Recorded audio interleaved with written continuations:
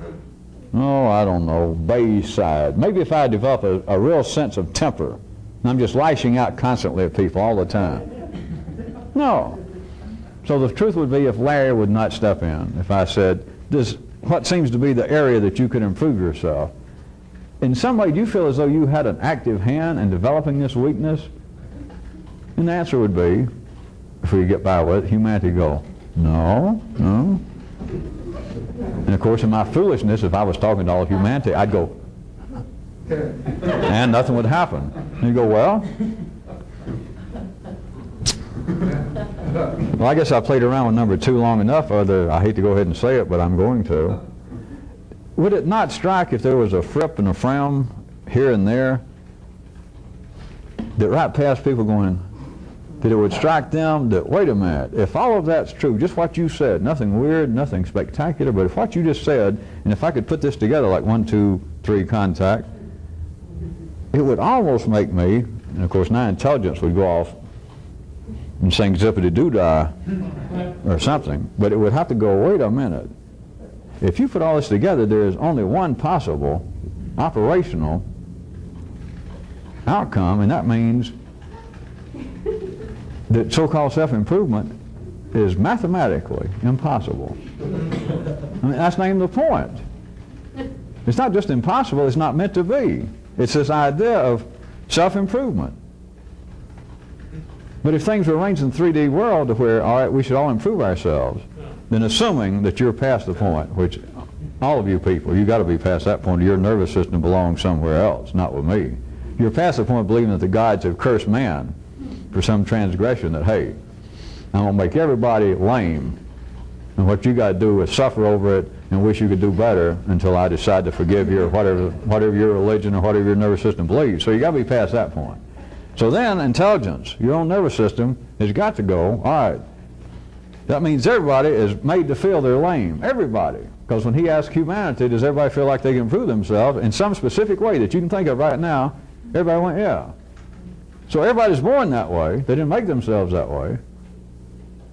And yet the very thing, whatever the thing, or more than one things with many people, but at least the one thing that they say that they should stop doing, the area they would improve themselves, while they say, I should stop doing that, to use the negative approach, I should stop this, they continue to do it. Everybody does. If they stop one thing, they continue something else. They would then be left with this, the consciousness, as I said, what I intended by saying go off and sing zippity-doo-dah, is they can't do anything with that. It doesn't take anything strange. That does not lead to some metaphysical or some speculative answer that is only available in Sanskrit or Farsi. It's not that. It's just that intelligence is right there and it's so blatant. It just reaches the corner of 3D reason.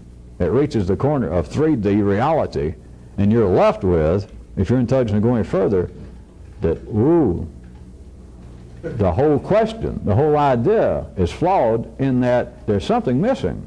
Because as it is, this serves no purpose. If this was the beginning and the end of it, this is folly.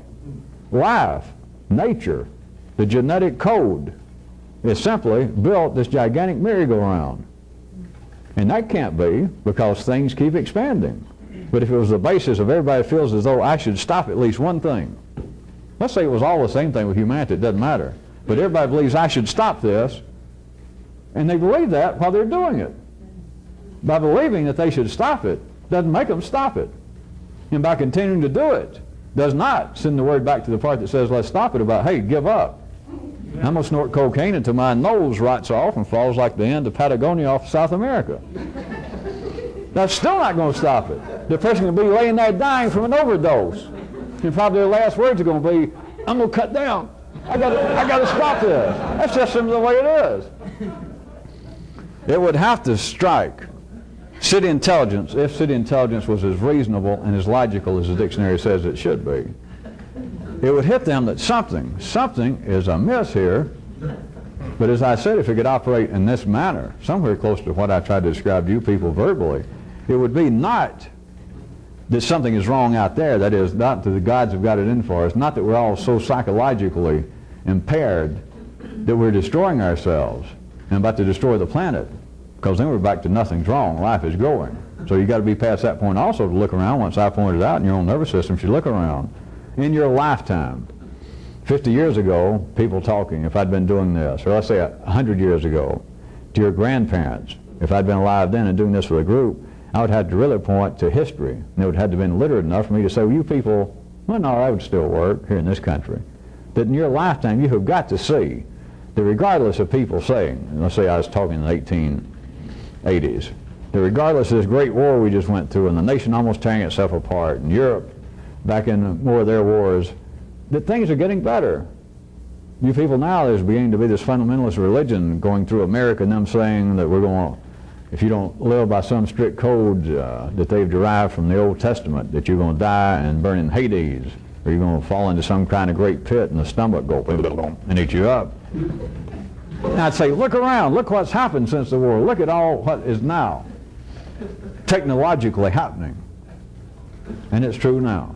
But I was going to say that it's even a little more, the tempo has increased somewhat with you people, that look in your lifetime. Some of you at least, you're getting close to that old. It went from prop planes just barely making it from New York, Chicago, to people landing on the moon and all that. People getting taller, your kids getting healthier.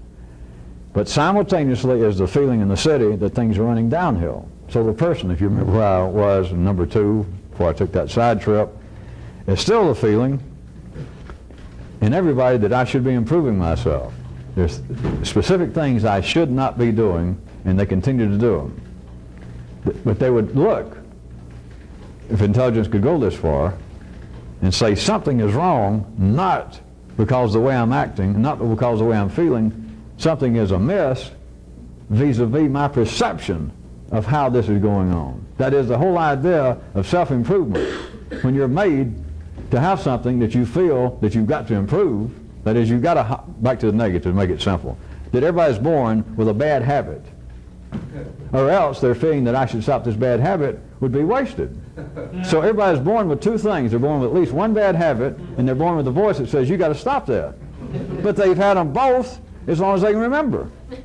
Whether they could execute the habit, the desire was there. As soon as they were old enough to say, could I have a pack of Camels, please? They bought a pack. It was just a matter of time.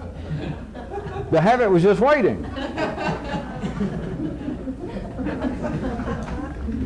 But consciousness would have to say, the flaw, dear Brutus, is not in the stars, and it's not in the cigarettes, and it's not in my weakness.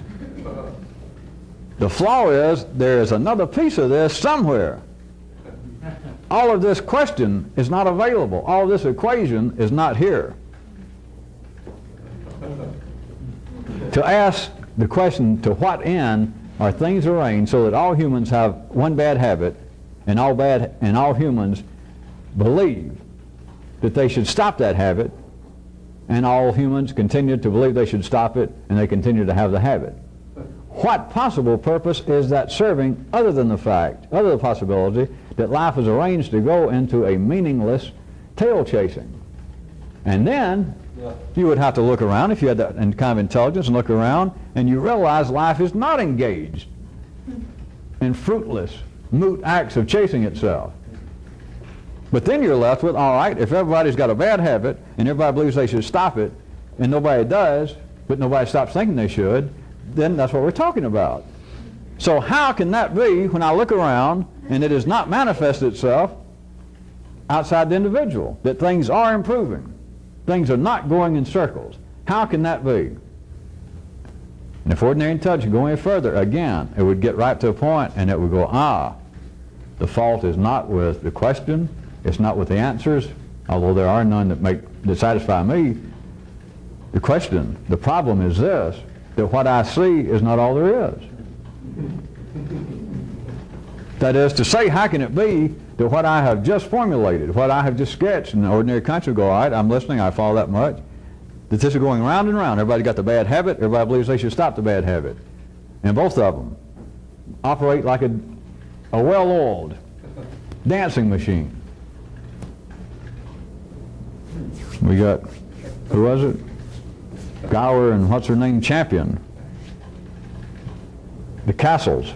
They're dancing together, and neither one of them triumphs. And that's true in everybody. So how is it that in each person there seems to be a fruitless dichotomy set up, a never-ending one, but then once you get outside my own consciousness, outside my own mind and outside of everybody else's, you look around and that is not the case of humanity. So your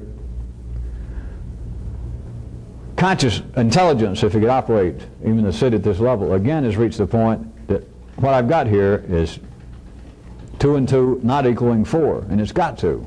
It all makes sense right up to this point. Something is missing.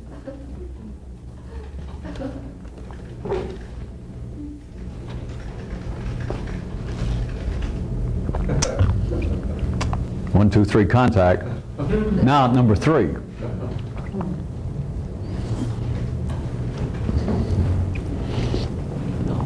I was going to give another quote.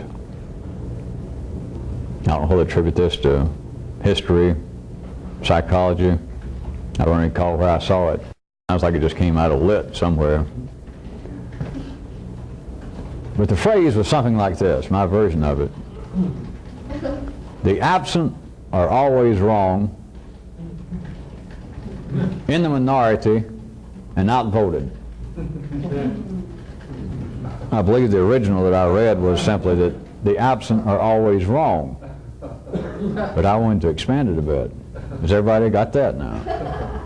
Put that along with geography makes enemies. Is self-improvement possible?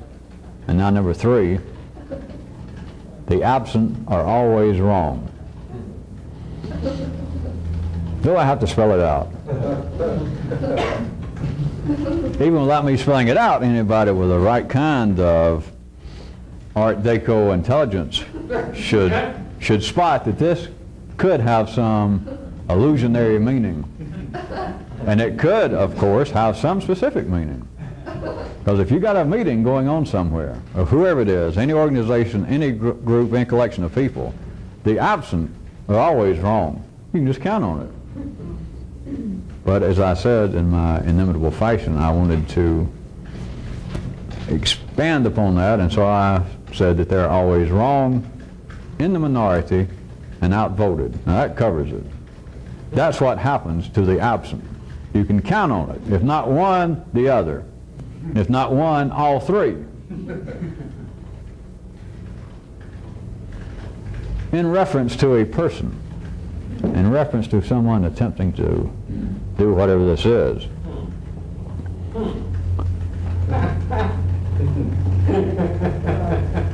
Can you see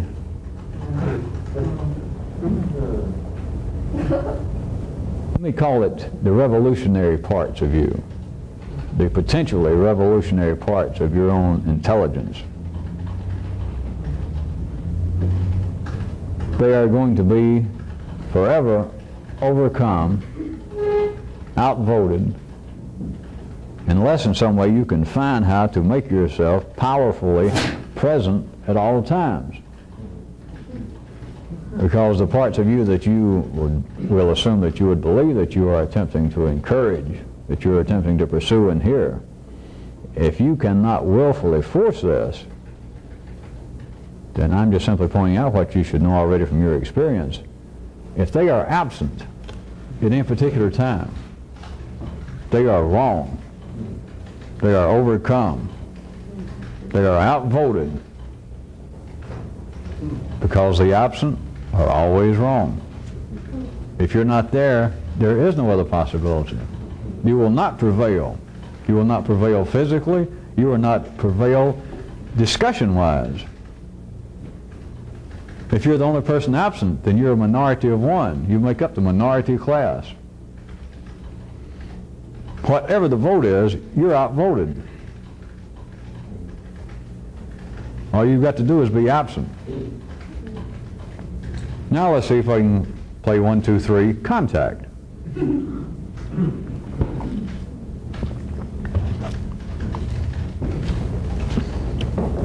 Can you see that all 3 of these have to do with the absolute necessity in a very particular way of you being able to combine, to unite, and to fuse your own internal state. Run back through the 1, 2, 3 leading up to the contact, and you see that you have got to be able to bridge the kinds of apparent divides, mountain ranges, distance, which is a form, of course, of time, but apparently a distance, a division between the peoples in you. That you have factions. You've got bands of Czechs, and then you've got bands of Slovaks on the other side of the Carpathians. And you can call it now Czechoslovakia, but by all reports I still hear, the Czechs and the Slovaks do not necessarily think of themselves when they've had a couple of good drinks and they're on their side of the mountain. They do not run up flags and holler, let's all sing whatever that national anthem is they whipped on us after World War II. Does that sound familiar? Forget Europe. Does that sound familiar? There are divisions. There appears to be combatants within people. It's not psychological. It's not spiritual. They're not little hearts. They're not little fairies, little spirits of good guys and bad guys in you. There's the goddamn nervous system. There's blood and guts. There's electrical current and there's chemical reactions. But the reactions are such, the kind of order that needs to be established in humanity is such, as it is in life, that there are the eaters and there are the et, the pushers and the pushed. Some are diners and some are dinners. There are combatants. They're called many things, all the way from good and evil to right and wrong to pray and to dinner. It comes down to this, that there are combatants, and geography can make enemies. Out there, that's where I start out quoting life again, but in you it can. And the way it happens is that ordinary intelligence, ordinary consciousness, can only hold to that kind of, remember, bifocal sight. It can only think of one thing at a time, and therefore a person can entertain Czech sentiments. 4 hours later, it can entertain Slovak chauvinistic thoughts that you have within yourself, the makings, everyone does, the makings of warfare. No one finds it unusual. It comes out. We call it what? Nowadays, you sophisticated people. The general psychological stress of modern day life. Your grandmother thought it was evil spirits and that she was the battleground between God and Satan, which of course is the same thing. I hate to tell you, after you spend all that time and money going to college. Same thing. But do you see, to do this, you have got to forge, you have got to bring those people together, like they try to do, of bringing together some little Jewish and Arab children and get one or two to stand there and not kill each other and say, now that's what we should be doing. Us grown people should learn a lesson. You know, they've been saying that all the way since the Greeks and whoever the poor people were that the original Hellenic tribes slaughtered before they suddenly got civilized. Everybody's always been saying that. You've got to be able to do it. You've got to recognize that there are warring factions in you and there's no basis. Don't look for any historical basis. There are none. This is gone and forgotten in the genetic past of man as it is the name, the last time I read in history, of them trying to come up with some identification of the people that those calling themselves the Hellenics came down into that peninsula and slaughtered the people, and they're gone. Nobody knows. It's just accepted, which I'm not going to argue, I'm using that again as a city springboard, that did occur. The information available, the significance of it, is similar to you trying to ponder how did I come up with apparently two potentially warring factions in me. It's lost in the hoary shadows and mist of history. How about that? I put it to you more directly. I just told you it don't matter. I know that technical talk, but if any of you want to write that down, it don't matter. That's D-O-N, well, you know how to spell it. It came from nowhere. Where did the Greeks come from? Nowhere. They think, well, they came from north. That's a real historical, that's a great guess. I'm saying, well, they came down from the north. The other possibility is they came up from the south, and they can't find any, apparently, enough of the maritime fragments to convince anybody that the Greeks came from somewhere else. So they say, well, they swept down from the north, we're pretty sure, not exactly when, and they just wiped out this other group that there's not enough evidence left to identify who they were, even who they thought they were, but and suddenly, of course, you pick up a book, and there's the beginning of Western civilization. Well, you shouldn't laugh. It makes as much sense as those that believe, all right, pick up the Old Testament, and it suddenly says, one day God decided, and you think, wait a minute, where did he come from? Well, he swept down from the north, we believe. Of course, nobody notices, but right there is your problem.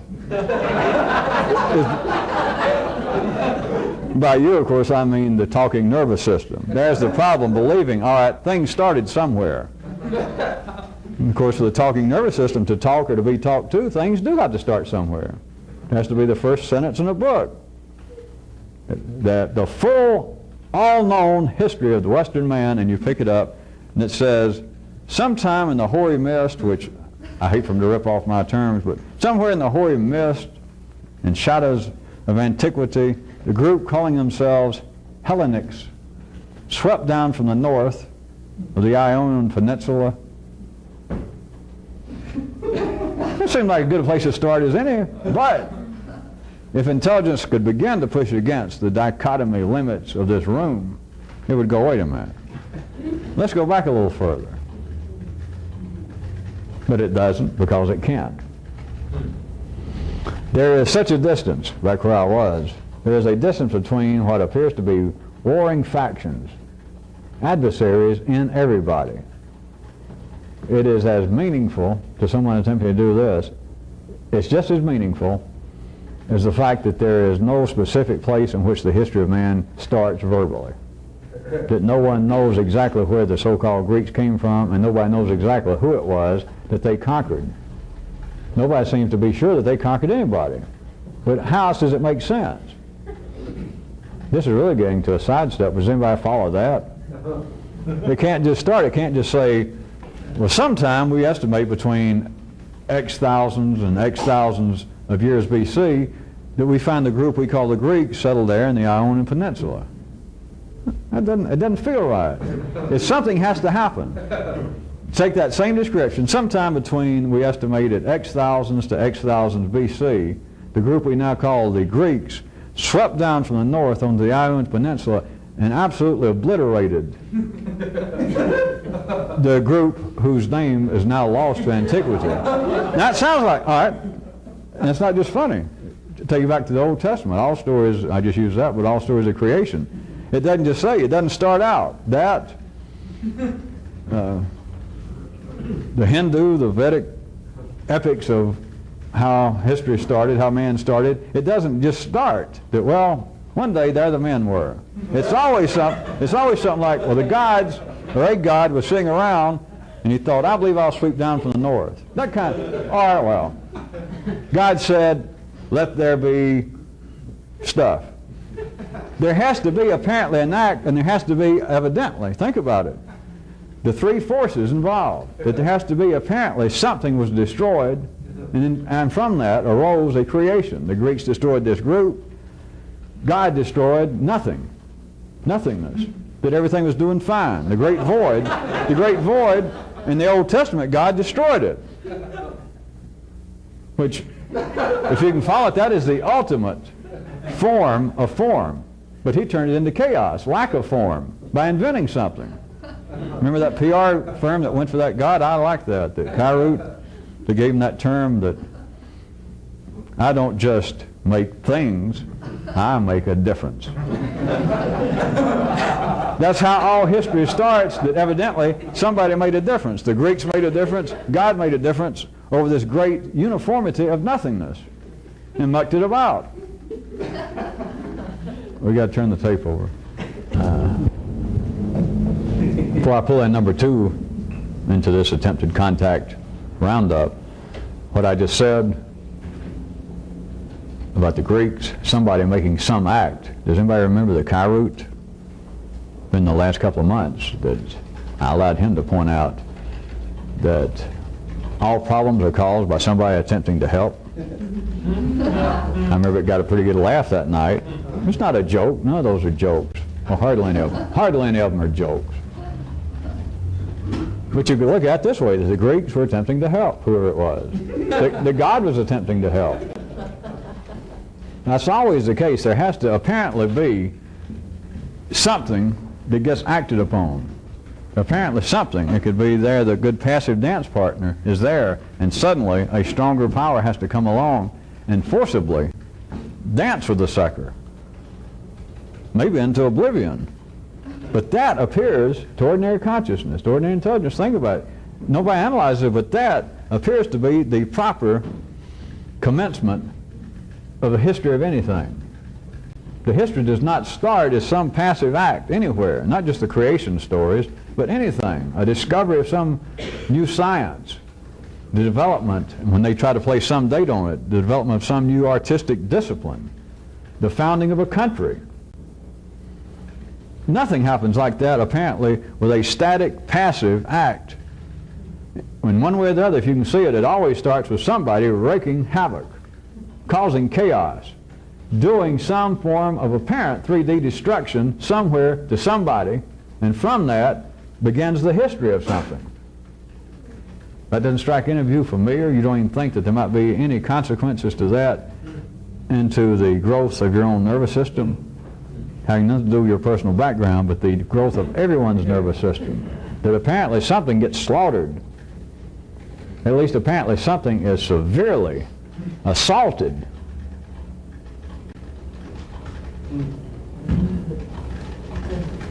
How about all those good old British whining pseudo-mystical poems about the loss of innocence? What about it? I don't know. I just thought about it. Well, I was going to move on and see, if you remember my little 1, 2, 3 contact, how about the second part now that I brought out?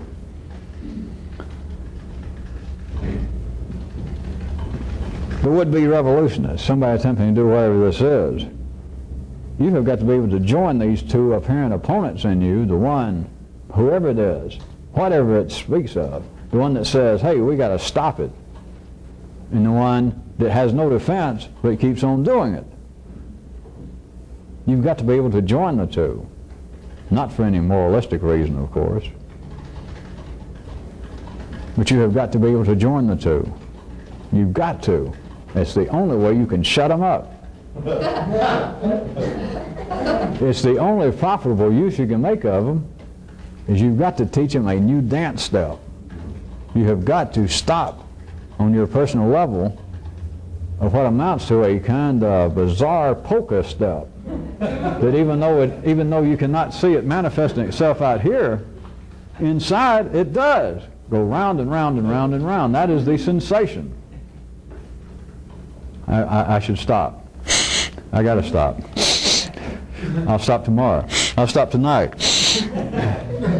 Well, I'm out. I guess I'll stop. Can I get credit? Can I get credit? No, I'll stop.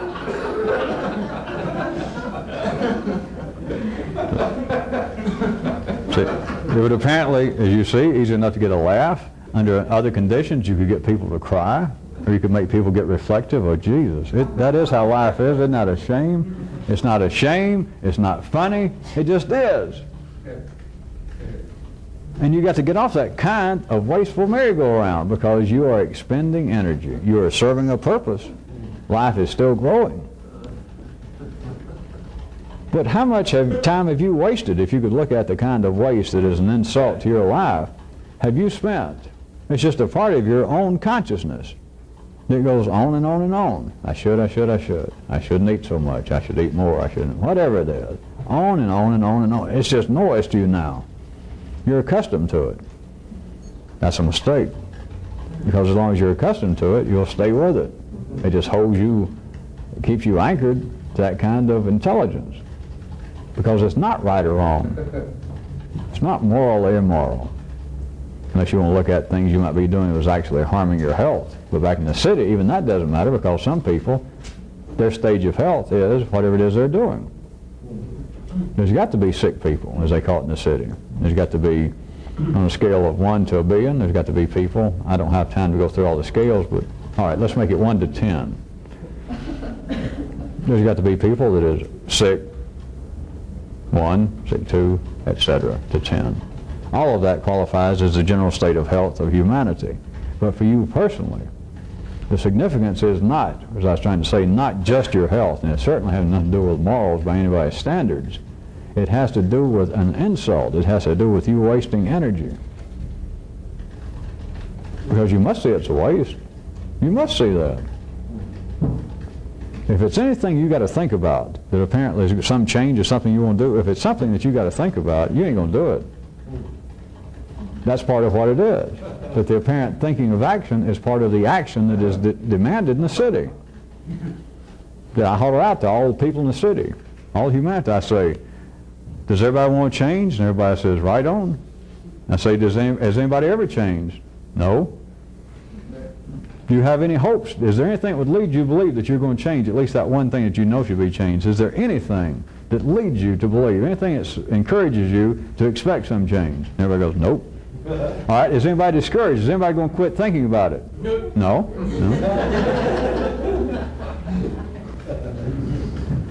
You've got to quit it. So I didn't say what. You've got to stop it. You've got to join them. How about the third part of 1, 2, 3 contact? Is that the show that has the Bloodhound Gang that go around investigating mathematical crimes or puzzles? I just always like the title 1, 2, 3 contact. Plus I like educational shows. Well, the third part you have got to see.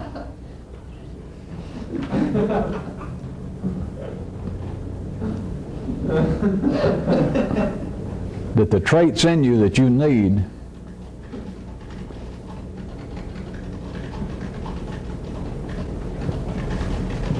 tend, I like that, tend to be absent. Tend to be absent.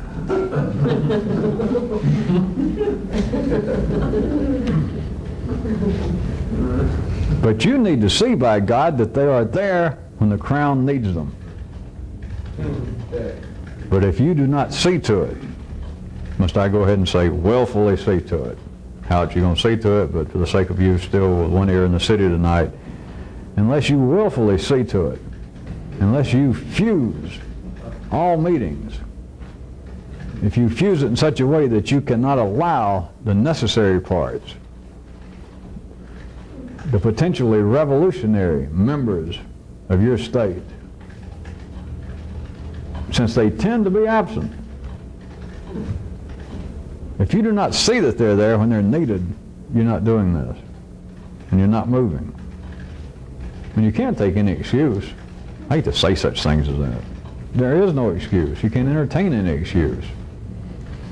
The excuses arise, they're not psychological, they're parts of the chemical, blood, guts, electrical aspects of the human nervous system. So what? Well, yes, I didn't do it, but I had a reason. No, you didn't have a reason. All right, I forgot. Oh, well, now we got a reason. Well, I didn't feel good. Oh, well, it's getting better. Well, I had another problem on my mind. Oh, well, hey, wait. Silly me. There is a reason that right then that I didn't, well, the instance that you're referring to, I know it's what you got in mind. There was a reason that I didn't do better right then. I repeat, I hate to do this because you can't talk about it, but some of you, when I do such silly things as this, it's like taking one of these little toys that they set up in a box, that runs and will bounce off, return a flip, and keep going all day as long as the battery holds out. Some of you, I can take this verbally and get up, and it's like we're playing that game and bounce off. And some of them I can take you up there, and you're supposed to bounce, and it don't bounce. That's why sometimes I pursue it just for the sake of one or two of you a night that it happens to at particular times.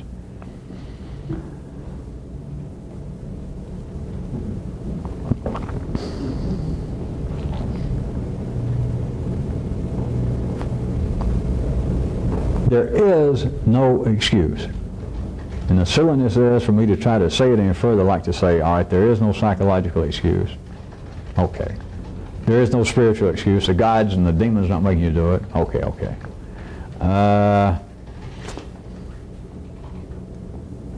You're not so psychologically weak and out of the ordinary that you can't do it. And you go, all right. All of that is silly. All of that is talking with little slimy lizards that's been walking through I don't know what, running through your mouth and your teeth and your tongue to even talk like that. It is simply the fact that there is no excuse, because there's no such thing as excuses. There's operations in the human nervous system. There's the fact that things are wired up to go in a certain way, and you're trying to go in another way. That's all there is. And the tendency, since I've started that word, I like the tendency in each and every person on this planet is to go with the major flow of traffic. The tendency is to do what life has told almost everybody, through its genetic extension through you, to do this, to go there. The tendency is for everyone to do that. To say that there's an excuse that you tried to do otherwise, and I didn't actually do it this time as well as I probably should have, but there's a reason. There is an excuse. Well, a reason, I guess, sounds better. There is no reason. And as long as you think there is a reason, what it amounts to put words on it is you validate it. You keep the Carpathian Mountains snugly between the Czechs and the Slovaks. You see to it that the would-be revolutionary, dependable parts of you, yet again, are absent, and therefore wrong. Where were you when I needed you? Who do you think you're talking to say that to yourself? Because if you could say it to yourself, then yourself would say, who, you'd ask me that? You are me. And then the human brain goes, oh, wait a minute. I need a goodies powder. I can't think like this.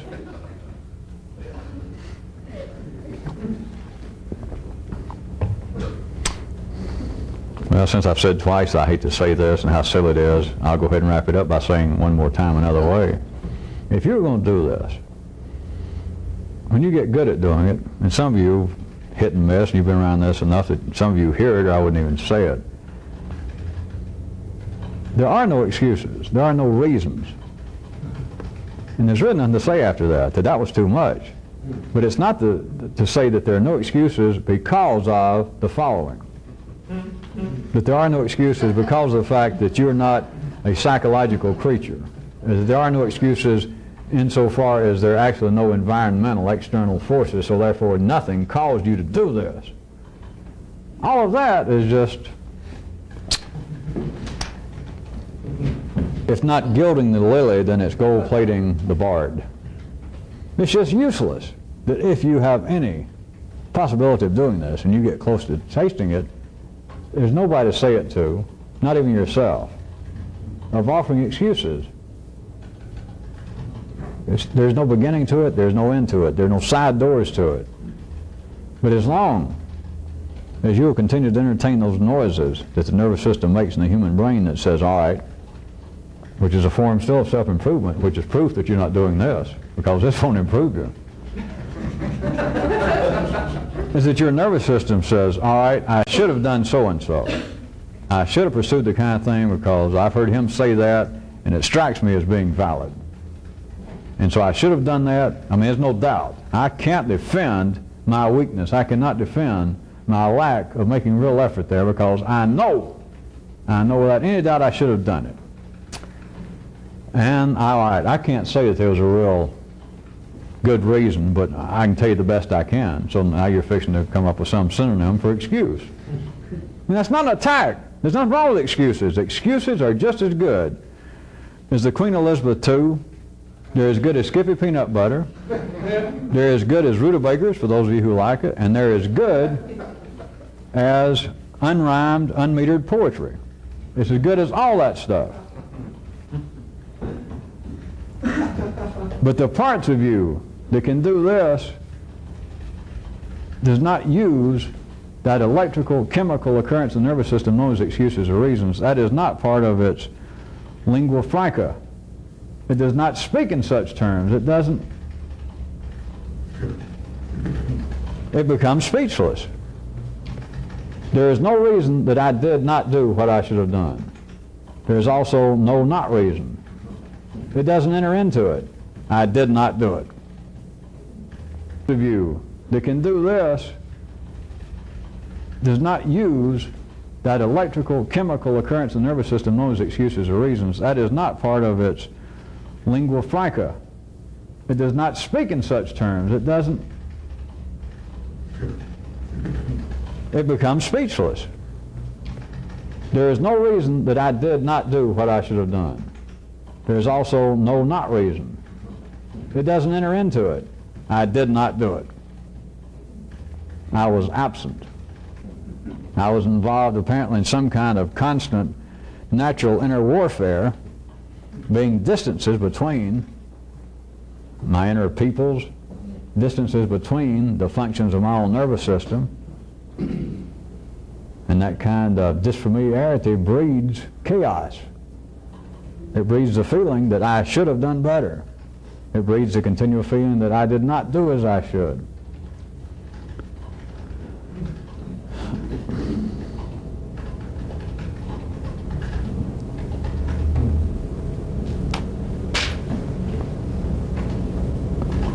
Consider that the end of 1, 2, 3 contact, I guess.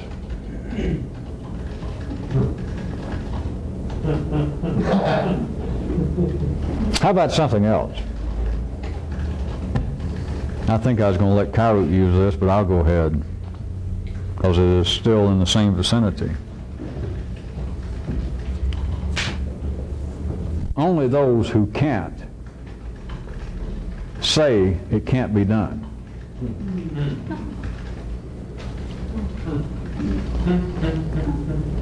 Think about that for a second. Oh, I try to come up with a new gesture. Either that one or... Let me do it. Ah, that's much better. You can consider this, as always, externally valid. That only people... Who in life... Let's just talk regular like we're city folks hanging around. Who says that something can't be done? It's obvious.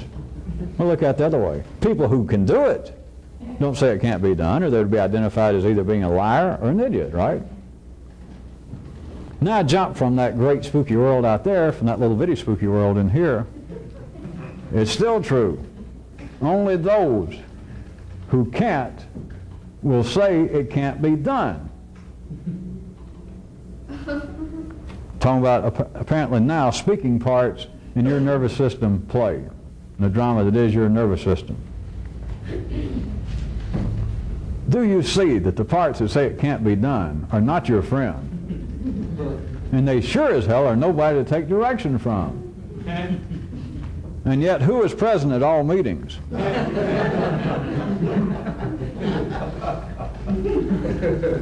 They're members of the court, they're members of your establishment, they're peoples of your particular state who are always present. Always, never absent. And who are they? Those who say it can't be done. I assume that some of you at least suspect that I'm referring specifically to this, but it's true with everything else. In the city it doesn't matter. It's part of the merry-go-round syndrome of like self-improvement. But even in the city, at every meeting, That is, at city consciousness level, just in everyday affairs of everyday people, always present are those who say it can't be done. And it doesn't matter what we're talking about. Of course, what we're talking about is change. But the specifics doesn't matter. It's some form of self-improvement. So if some guy is just sitting there and suddenly he has not a town meeting, all right, a city meeting, but a town meeting in the full sense that I mean it metaphorically, and he's sitting there for a second, he reaches for a cigarette, let's say, or cocaine, or to use crude examples, and the meeting is, I should quit smoking. Now, who's present at such a meeting? Always. And any form of self-improvement, any form of change. Or a man has suddenly gotten mad at somebody at a grocery store, a clerk, and immediately as he's walking out, he thinks, calls a meeting, I should not be angry like that. Or he may even do it with his right hand. I should not be angry like that.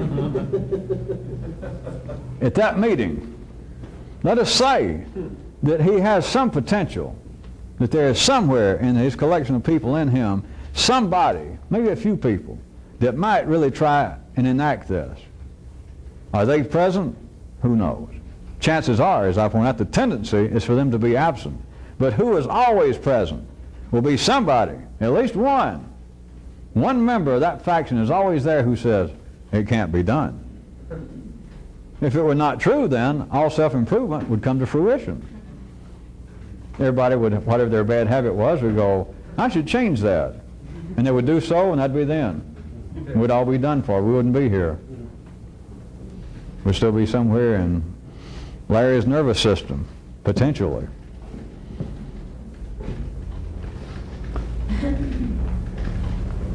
Ordinary consciousness, as always, even sees no particular importance of this, even if it followed for the last several minutes, what I'd been saying. That went, if ordinary intelligence in the city could listen to some of that and go, well, yeah, everybody has that kind of aspect to themselves. That's just the way people are, feeling like it probably has to do with, all of us were raised with certain kind of negative reinforcement from our families.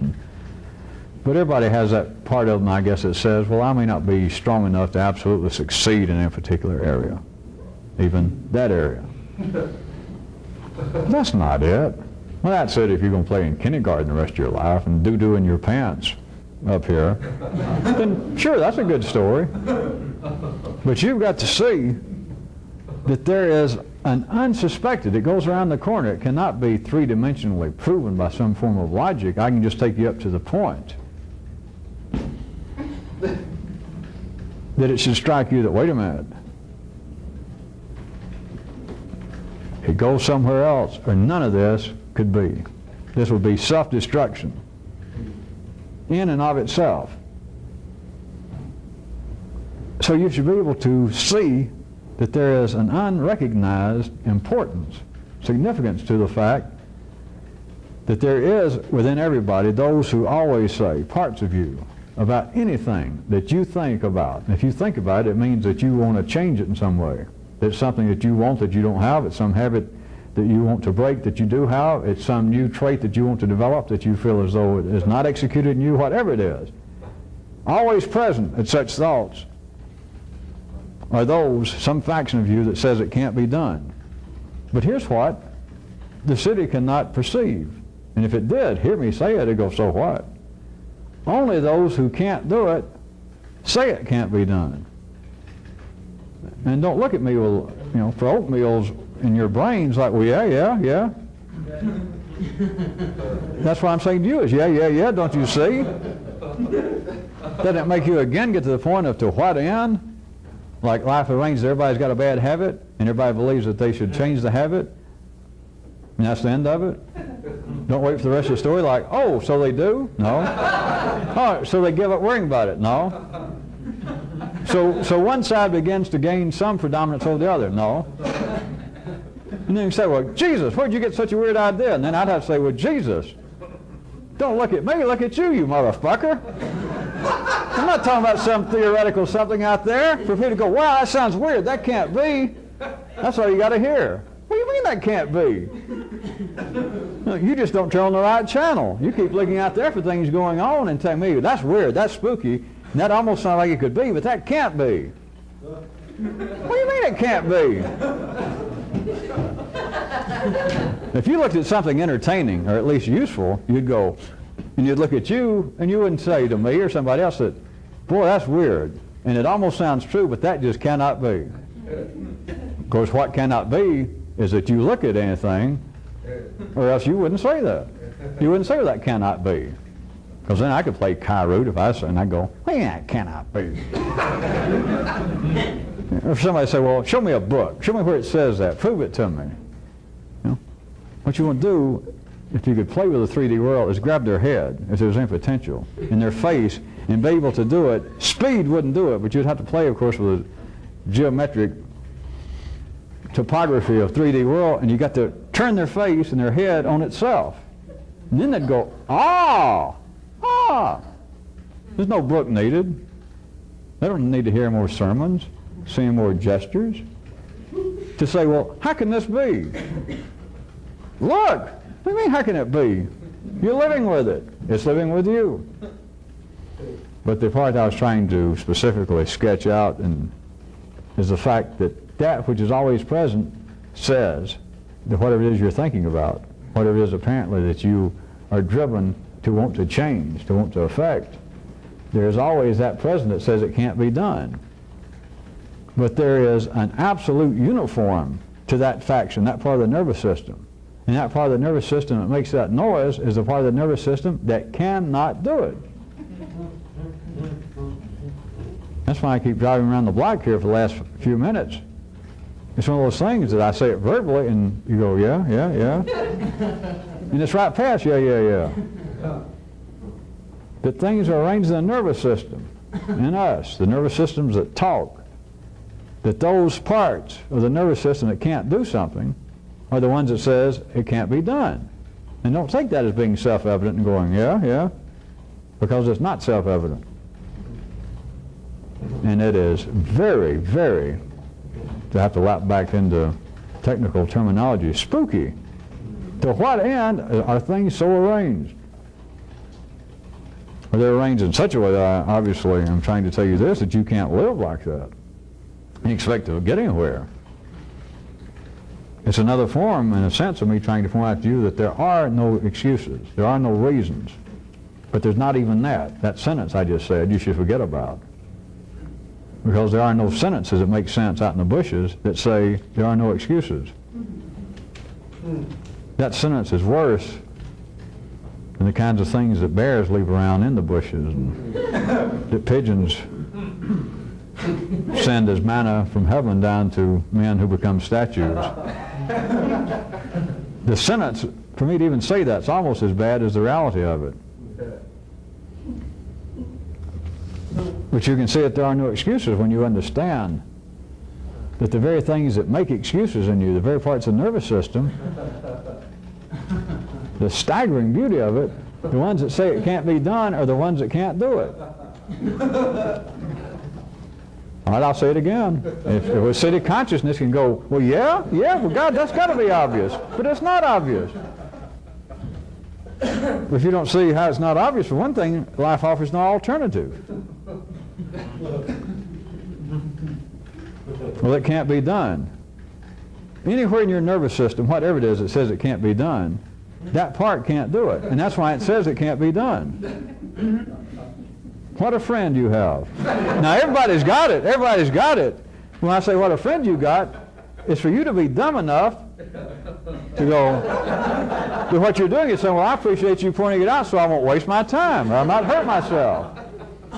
Plus, it's familiar. It's comforting. What's more comforting than to feel like this you should change, or to somebody even apparently out there entice you to want to change, and then inside a voice that's always at every meeting in you goes, hey, that can't be done. And you go, boy, what a relief. It's a familiar voice, one you know. You've trusted all these years. It told you this can't be done, and sure enough it couldn't. It told you that couldn't be done. Sure enough it couldn't. It's good to have such a friend, right? But of course, now I got to at least stick my tongue in somebody's cheek and say, what a friend. Boy, that's a real friend. If you're going to get good directions, you know, why fool around with me or some weird person? There's your directions for you. It just states unconditionally. That can't be done. Certainly appreciate you pointing that out to me. For a while I felt stripped, naked. I didn't know what to do, but you're right. No doubt about it. Can't be done. Next, moving right on. Deal another hand. 15. Well, let me point out another one. Let's change the subject. Okay.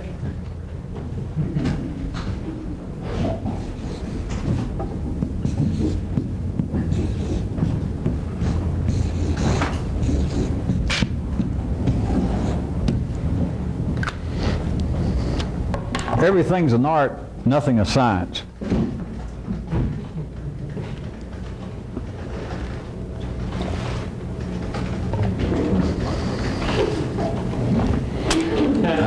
Since we're running, I don't know why I should bother to say this, but I'm about to. I guess I'll condense and shortcut and short circuit some of this. I've had it running through sketches in my own brain at nights we would meet for a lot of weeks, and I could tie it to a lot of things, but I'll probably go ahead and just kill it all and shoot it out of the sky in the next 15 minutes once and for all. I say all that since I'm going to talk fast about parts of it. How about the good old scientific method? One of the absolute inescapable aspects of the scientific method is what I was about to refer to first off, and that is the good stuff in life. From the revolutionary view, the good stuff in life is not subject to replication. So it is not a science.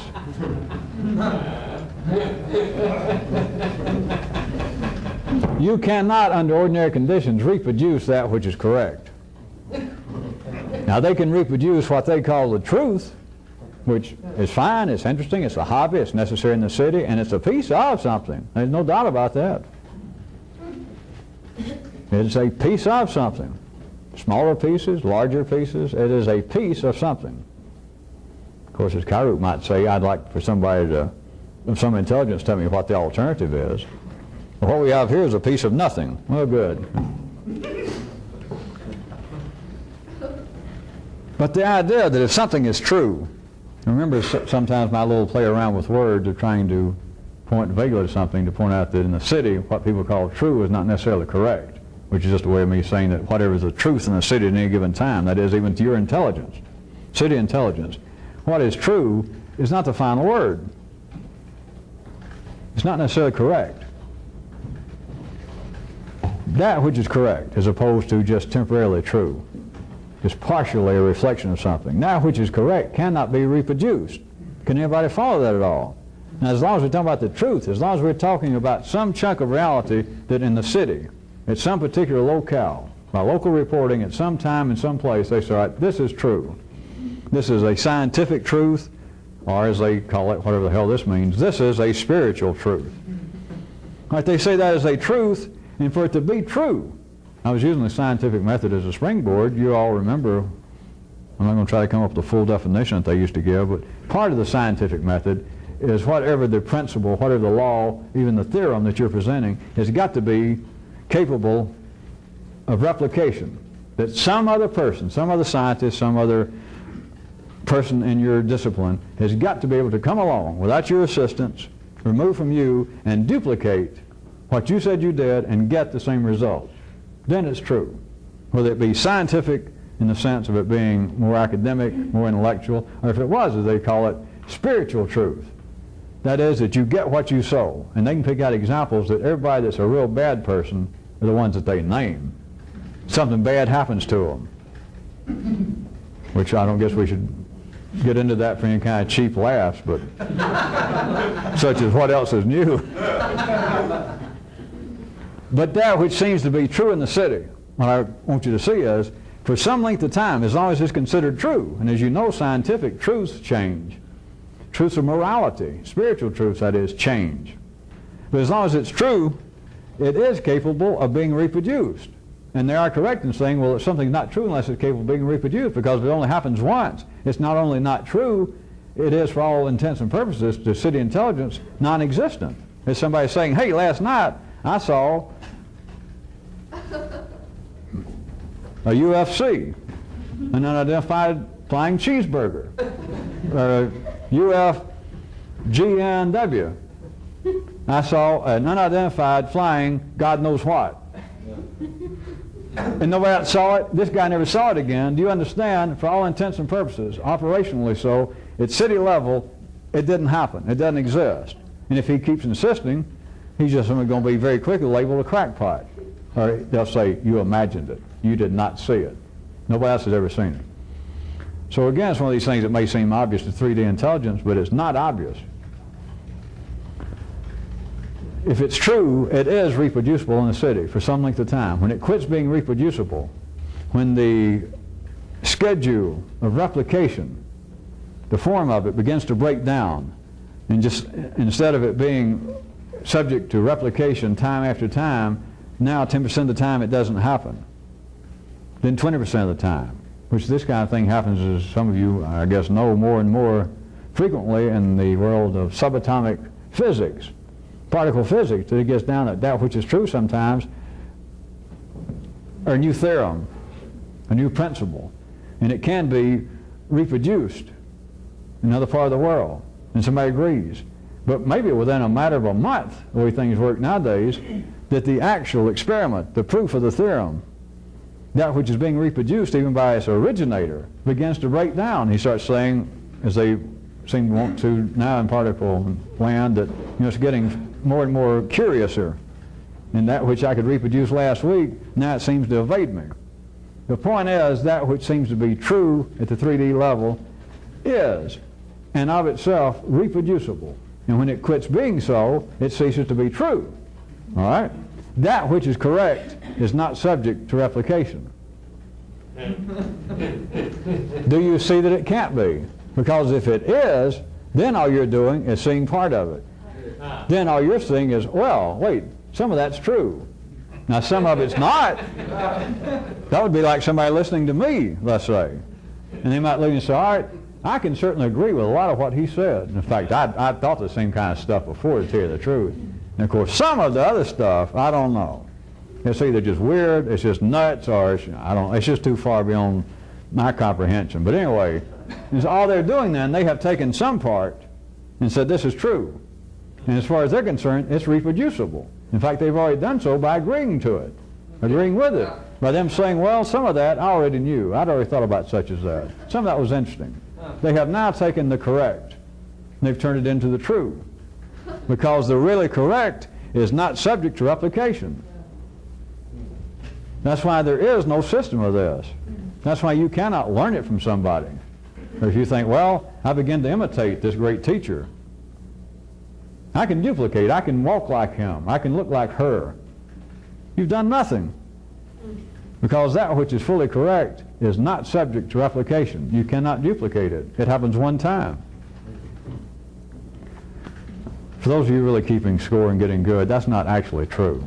But at the 3D visible level, at city level consciousness, it only happens once. That's not true. It goes away around the corner somewhere, but we won't go into that. But as far as you can see, if you're looking at 3D level, it only happens once. If I had more time, then I could ask a question for your city consciousness. Do you mean it only happens once objectively? Or do you mean it only happens once individually to each person? I told you we're running out of time. I can't go into that time.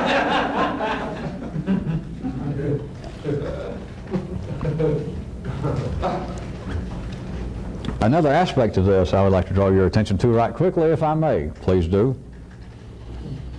This kind of around the corner, this more complex, this kind of, at the very minimal, a 5D universe does not, cannot. Someday soon we'll get into what I promised you of pointing out that all words have an evil twin brother synonym. Except they're not seen that way. Does not and cannot. There's two prime examples. But I don't I'll do it some other time. We can't start that. But that's just two prime examples if you want to try to pursue some of it on your own. Cannot, does not. Sound like the same thing almost, right? The memory, the past. At any rate, the 5D universe does not stand still for any form of 3D intelligence, measuring, charting, testing, or any form of standard energy conversion. And that's what it would take for something to be true. You have got to be able to test it, you've got to be able to measure it, you've got to be able to chart it. In spite of me laughing and making some of you laugh, of asking, how in the world can I lose weight if I don't have scales? If I don't go to a doctor, how do I know I'm feeling better?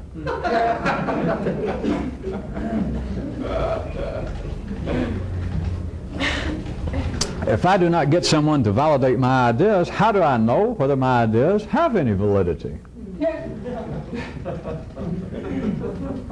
If I don't have bad habits, which I can't change, how can I ever expect to improve myself?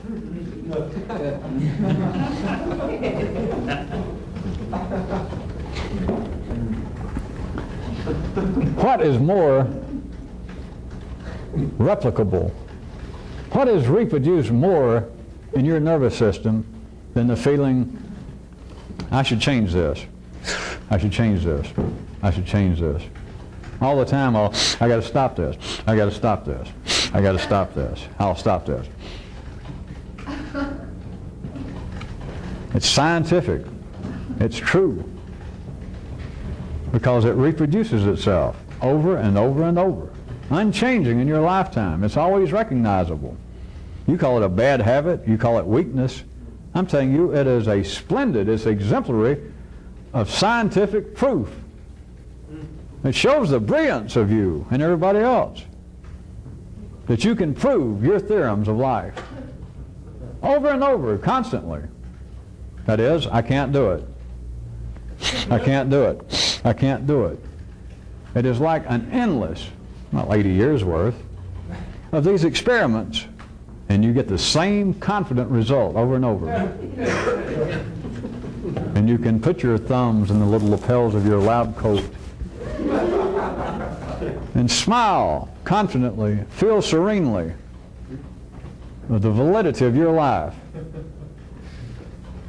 Not going anywhere, nothing's going to change, and I proved it again and again and again and again and again. It cannot be done, but I won't stop trying. I can't stop trying. I can't stop thinking about it. I didn't start thinking about it. The Greeks somewhere swept down in my peninsula at some time I don't remember, and they slaughtered all the little innocent cherubs of Adams and Eves in me. All of my innocence swept out to sea. But at least I know what's going on, because I have no idea what's going on. But there's no change. There's no doubt. I don't ever think, wait a minute, you don't really not know what's going on. And I think, yeah, that's true. I don't ever have any doubt that I don't know what's going on. I have just proven again to myself that I have absolutely no idea what's going on, do not expect to, and do not expect to be satisfied with this condition. It makes you proud to be a cityite.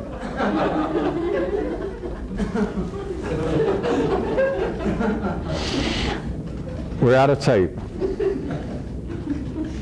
And I'm out of material. That's really funny. Since there's no beginning to it, how would I be out?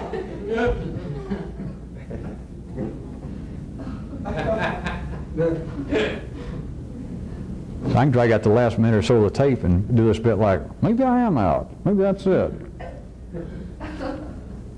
I don't have the same kind of situations as comedians and actors having to worry about material. That some of the writers may die, or they could go on strike, and I'd be left without material. As long as the world still exists, I don't have to worry about strikes.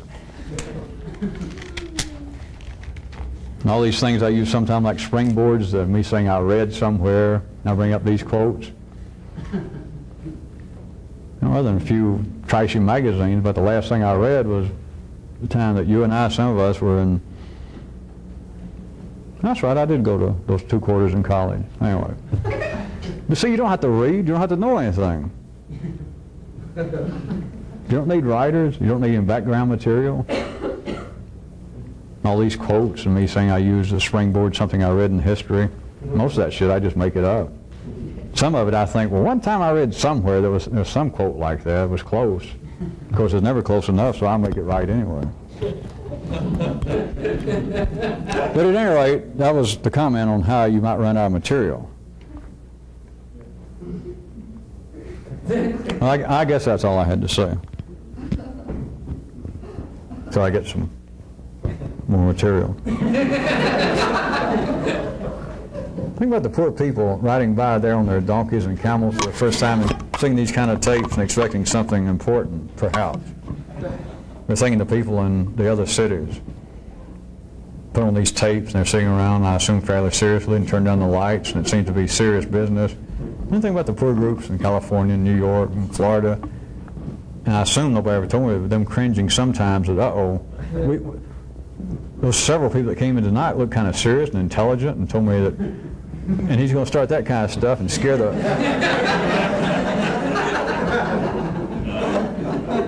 Folks, believe me, I'm just as sorry as I can be. I am. That's as sorry as I can be right there.